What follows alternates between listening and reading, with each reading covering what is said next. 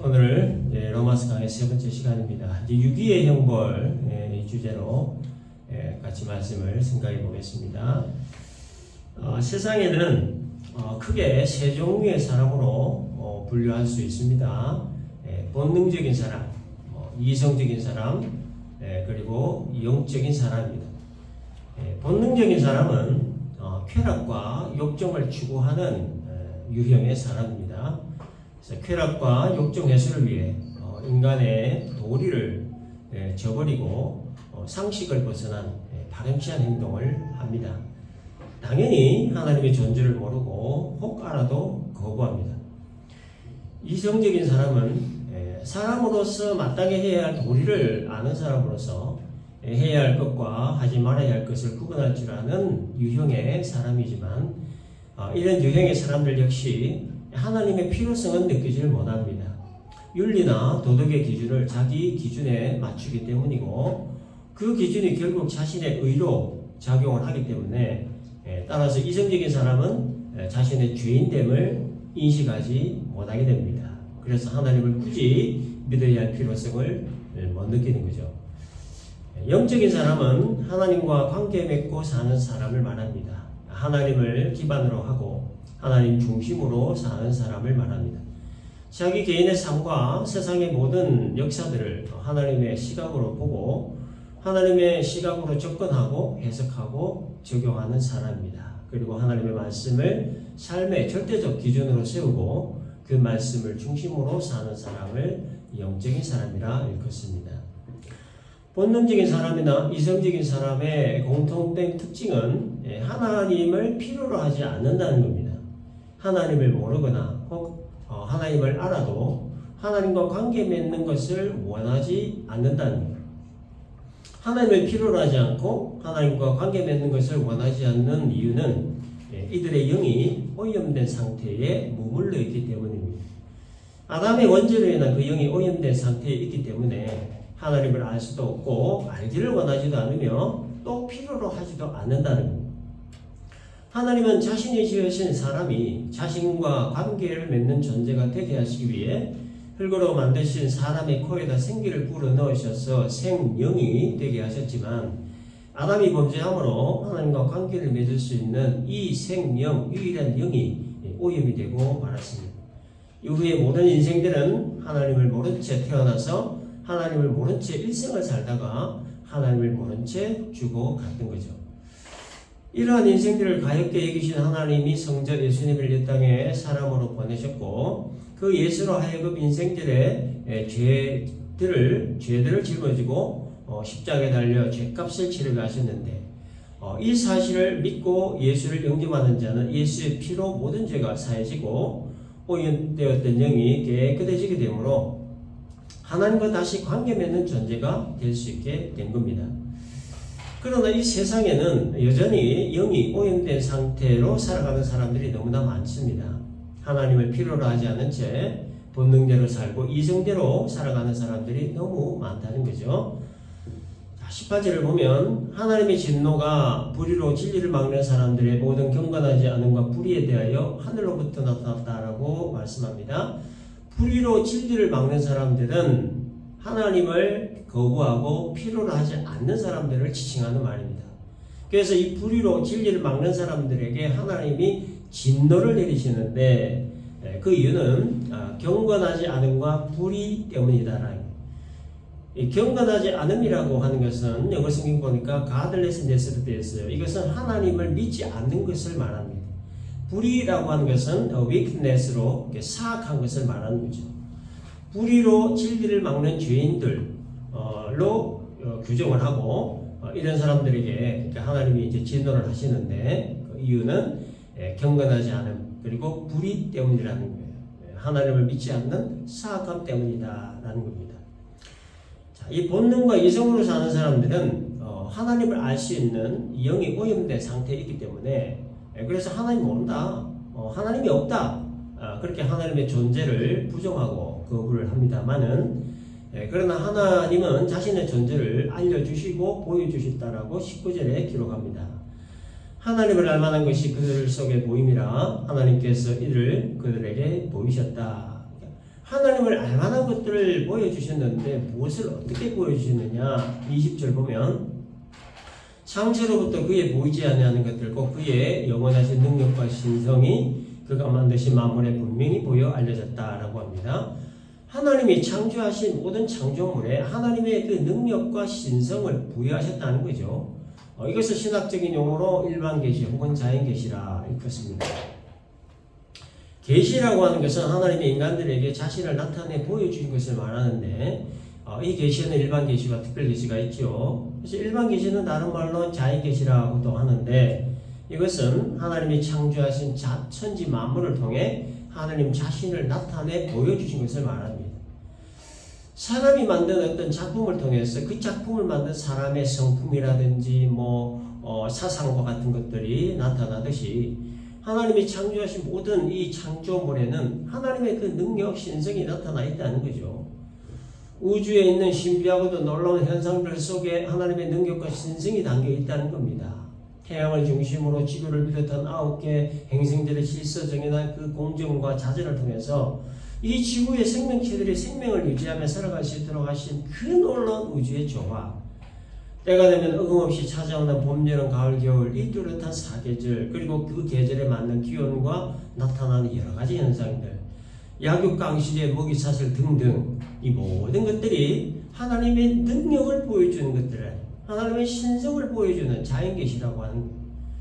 하나님이 이렇게 천지 만물을 지으시고 그 지으신 천지 만물들을 보존하시고 섭리하시고 통치하심으로 말미암아 광활한 우주의 질서를 유지하시고 수많은 생명체들의 일정한 법칙으로 생명을 번식하게 하시고 유지하게 하시는 것, 이것을 일반계시 혹은 자연계시라 합니다.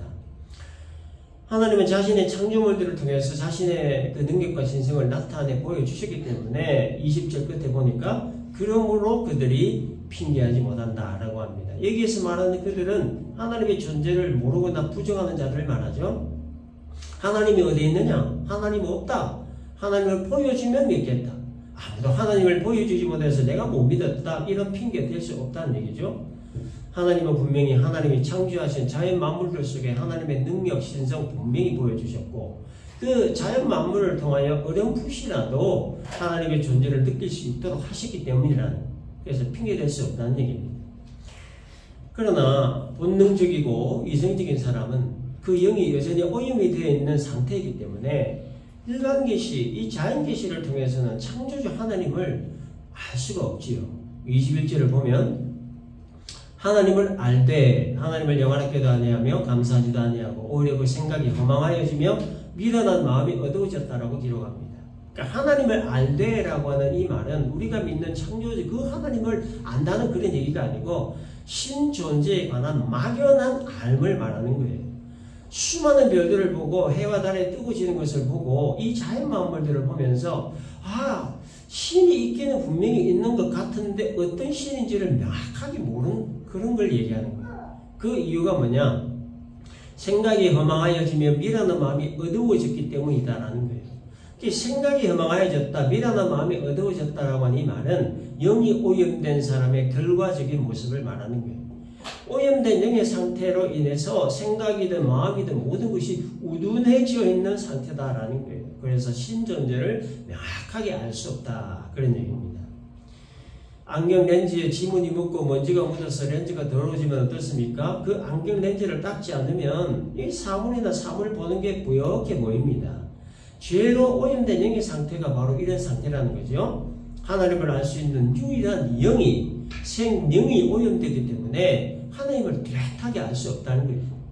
그래서 자연 만물들을 보면 어떠한 신이 있을 것이라고 하는 어떤 막연한 믿음으로 돌탑을 쌓아놓고 그 앞에 빌고 촛불 켜놓고 빌고 물 떠놓고 빌고 썩은 고목나무 앞에서 빌고 산에 가면 산신이 있는 것 같고 강에 가면 강신이 있는 것 같고 바다에 가면 바다신이 있는 것 같으니까 그 앞에 절을 하고 하는 거죠. 어렴풋이 그저 막연하게 신의 그 존재를 느낄 뿐인 겁니다. 그래서 산신이든 강신이든 바다신이든 어떤 신이든지 나를 지켜주면 된다. 그래서 온갖 종류의 우상들을 만들어 그 앞에 빌고 절을 한다는 거예요. 이게 일반 계시, 자연 계시의 한계입니다. 이런 이야기가 23절의 말씀입니다. 썩어지지 아니하는 하나님의 영광을 썩을 사람과 새와 짐승과 기어다니는 동물 모양 우상으로 바꿨다. 이런 얘기죠. 그래서 이 어리석고 답답한 인생길을 불쌍히 여기신 하나님이 자신의 존재를 명확하게 알 수 있도록 이제 특단의 조치를 취해 주셨는데 그것이 바로 특별 계시입니다. 하나님의 존재를 올바로 인식하고 하나님과의 올바른 관계를 맺도록 하시기 위해 주신 것이 바로 특별 계시입니다. 특별 계시의 최절정은 예수님이시죠. 그래서 예수님의 성육신이라고 하는 특별 계시를 통해 오염된 영을 회복시키시고 깨끗하게 하심으로 하나님을 올바로 인식하고 그래서 올바른 관계를 맺을 수 있도록 해주셨던 겁니다. 이 특별 계시는 예수님이 이 땅에 오시기 전 구약시대 때도 종종 있었습니다. 불과 연기와 구름 속에서 하나님 계시하셨어요. 그리고 그룹 사이와 폭풍 가운데서도 계시하셨어요. 또 세미한 음성으로 자신의 존재를 특별한 상황에서 특별하게 나타내셨습니다. 어떤 때는 꿈으로 나타내셨고 어떤 때는 환상으로 계시하셨습니다.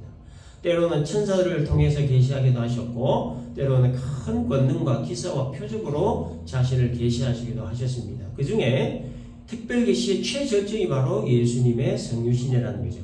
성자 하나님이 인간이 되셔서 인간들과 함께 먹고 자고 이야기하면서 십자가의 그 죽음과 부활을 통해 하나님 자신을 계시하셨던 것, 이게 바로 특별 계시라고 하는 겁니다.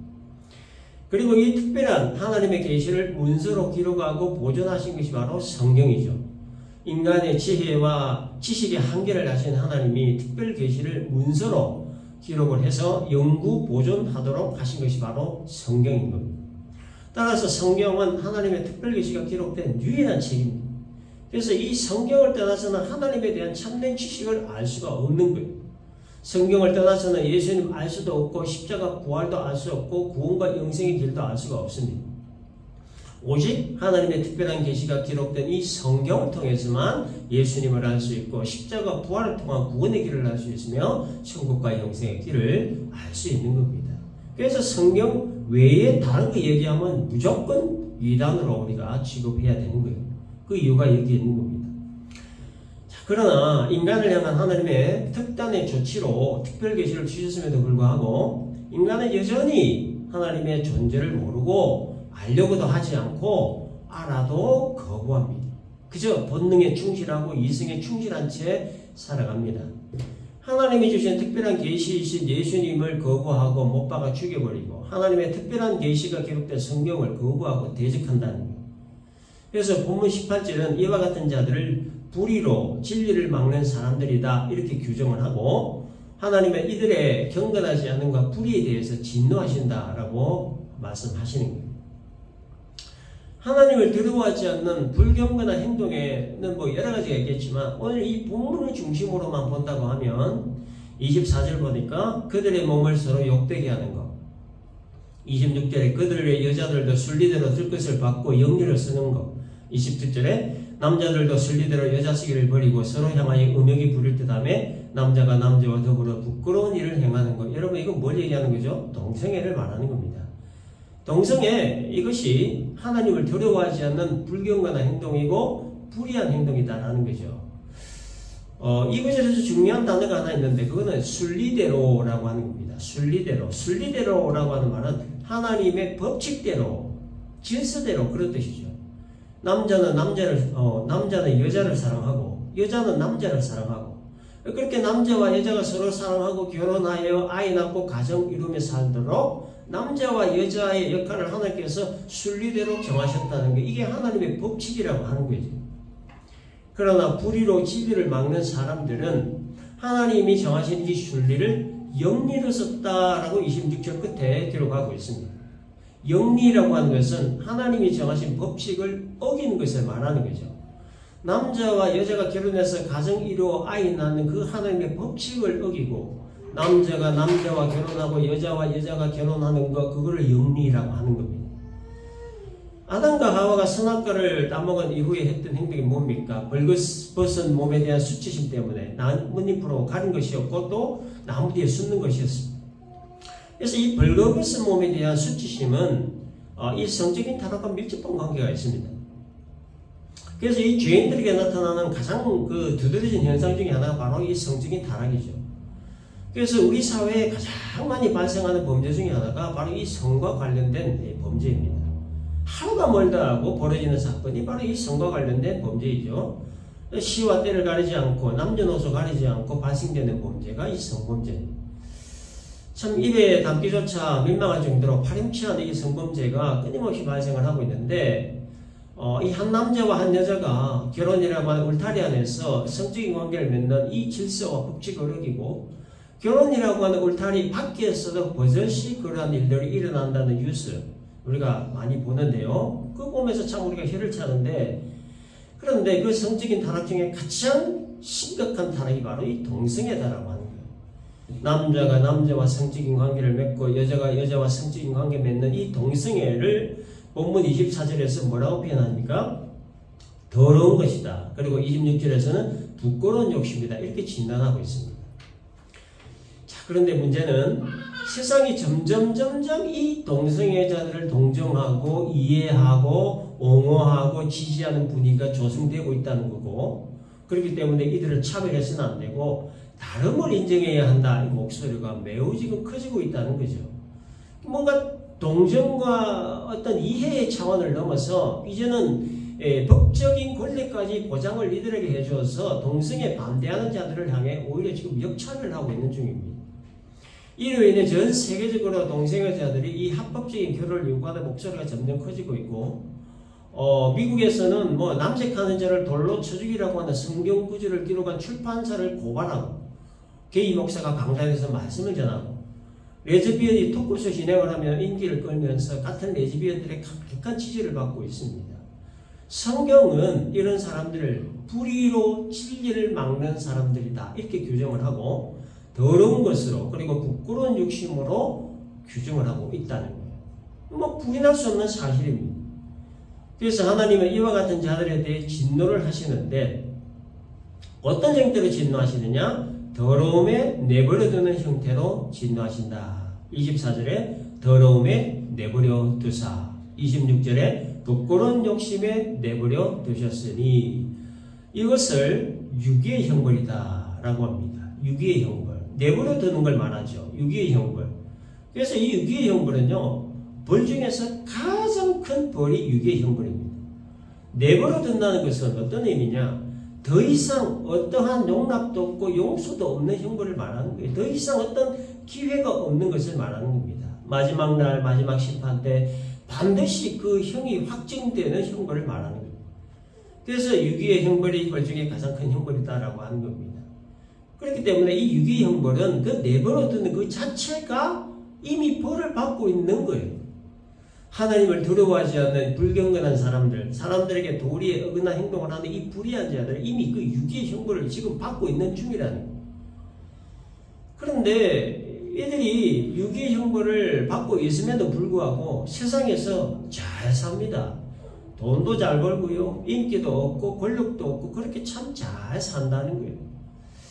미국의 그 동성애자 수가 미국 전체 인구의 약 한 10% 가까이 된다고 합니다. 상당수가 백인들이고 백인들 중에서도 엘리트 계층 사람들이라고 합니다. 이 엘리트 계층에 있는 이 동성애자들이 미국의 여론을 조성하는 그 선두 주자들이라고 하죠. 돈 잘 벌고 인기 있고 권력 있고 영향력 있고 이들이 그렇게 잘 살고 있다는 겁니다. 하나님이 이런 사람들을 즉각적으로 벌을 주시거나 하시면 동성애를 하는 당사자들이나 지지하는 사람들이 뭔가 좀 경각심을 좀 가질 텐데 그런데 아무 일 없이 잘 살고 있어요. 지지하는 사람들은 오히려 더 많아지고 있습니다. 이런 현상들을 우리 그리스도인들이 봐야 할 시각적인 잣대가 있죠. 성경입니다. 성경. 성경적인 시각으로 보고 성경적인 시각으로 우리가 해석을 해야 된다는 거죠. 어떤 성경적 해석을 할 수 있느냐? 이것은 동성애라고 하는 바벨탑을 쌓고 있는 일이다 라고 하는 거예요. 여러분, 바벨탑이 상징하는 게 뭡니까? 하나님 없이 자기들만의 세상을 만들지 않은 인간의 욕망을 상징하는 게 이 바벨탑이에요. 하나님의 존재를 거부하고 하나님의 창조 질서 그 법칙들을 깨뜨리고 인간들끼리 똘똘 뭉쳐서 인간들만의 세상을 만들지 않은 것, 이게 바로 이들이 쌓아 올리고 있는 바벨탑이라고 하는 거예요. 이게 지금 한참 잘 쌓아가고 있는 중입니다. 지지받고 위로 격려받고 용기 복돋움 받고 그래서 무지개 깃발 힘차게 흔들면서 LGBTIQA라고 하는 이 바벨탑을 너무나 지금 잘 쌓고 있어요. 그래서 자신들의 이름을 온 지면에 지금 열심히 지금 알리고 있습니다. 근데 하나님은 바벨탑 쌓는 자들을 어떻게 하셨습니까? 언어를 혼잡하게 하셔서 서로 알아듣지 못하게 하셨고 온 지면에 이들을 뿔뿔이 다 흩어버리셨습니다. 이게 성경의 결론이에요. 여러분 언어를 혼잡하게 하셨다라고 하는 것은 어떤 의미입니까? 이거는 내부 분열을 말하는 겁니다. 하나의 목표를 가지고 한마음 한뜻으로 탑을 쌓아가는 이들 내부에 분열이 생겼다는 거예요. 마치 기드온의 300용사가 나팔을 불 때에 미디안 군인들 서로가 서로를 칼로 치고 도망을 갔듯이 이 LGBTIQA라고 하는 이 바벨탑을 쌓고 있는 이들 내부에 분열이 일어날 거라는 거예요. 그리고 뿔뿔이 다 흩어지게 될 거라고 하는 거예요. 이게 바로 성경적 시각이고 성경적인 결론이라는 겁니다. 바벨탑 쌓는 자들 뿔뿔이 흩어버리신 분도 하나님이시고 미디안 군인들 서로가 칼로 치고 도망을 가게 하신 분도 하나님이시죠. 그리고 LGBTIQA라고 하는 바벨탑 쌓는 자들도 하나님이 뿔뿔이 흩어버리게 하실 것이라는 거예요. 이게 바로 성경적인 시각이라고 하는 거예요. 그래서 이 유기의 형벌을 받고 있는 자들에 대한 우리 그리스도인의 시각이 바로 이것입니다. 내부 분열로 인한 흩어짐. 이것이 이들의 결론이라고 하는 것. 그래서 우리는 이러한 시각으로 이들을 바라봐야 된다라고 하는 것이 오늘 말씀의 결론입니다. 정리합니다. 자연계시를 통해서는 하나님을 명확하게 알 수 없는 인간의 한계를 아시는 하나님이 성자 예수님의 성육신이라는 특별계시를 주셨고 그 특별계시를 문서로 기록 보존한 성경을 우리에게 주셨다는 것. 따라서 성경을 통해서만 예수님을 알 수 있고 구원의 길과 천국과 영생의 길을 알 수 있다. 그러나 특별계시를 주셨음에도 불구하고 여전히 하나님의 존재를 모르고 알려고도 하지 않고 알아도 거부하는 인간들에게 하나님은 유기의 형벌을 내리셨다. 이 유기의 형벌을 받고 있는 자들에 대한 성경적 결론은 내부 분열로 인한 흩어짐이라고 하는 것. 이것이 바로 성경적 시각이라고 하는 것. 오늘 말씀을 잘 기억을 하시고 세상 돌아가는 이와 같은 모든 현상들을 성경적 시각으로 바라볼 수 있는 눈과 귀가 활짝 열리는 하나님의 큰 은혜가 우리 모두에게 임하시기를 주님의